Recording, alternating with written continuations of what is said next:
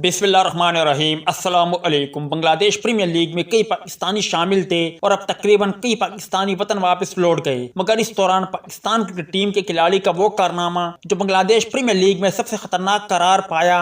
गुजारिश है इस मुख्तसर वीडियो को आखिर तक जरूर देखें, इस वीडियो को लाइक करें और इस वीडियो के मुतालिक कमेंट सेक्शन में अपनी राय का इज़हार जरूर करें। जैसे कि आपको मालूम होगा कि नसीम शाह ने जब डेब्यू किया था तो अपने डेब्यू मैच में 4 खिलाड़ियों को आउट किया था। इसके अलावा मोहम्मद आमिर ने भी बहुत उम्दा और शानदार गेंदबाजी का मुजाहरा किया था, जबकि वहाब रियाज बहुत ही कामयाब साबित हुए थे और उन्होंने अपनी टीम के लिए वो किरदार अदा किया था जिससे शायद उनकी टीम को अंदाजा नहीं था।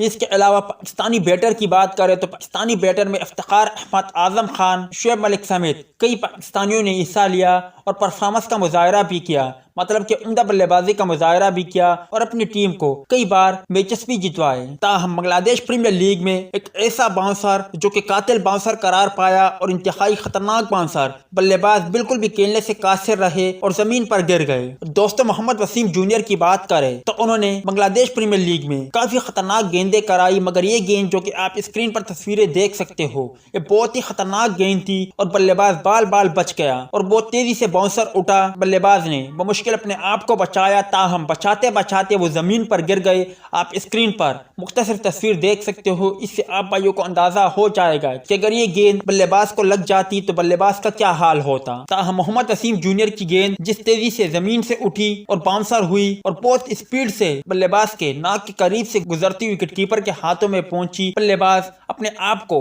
बचाने की कोशिश में जमीन पर गिर गए, जिनकी वीडियो वायरल हो गई।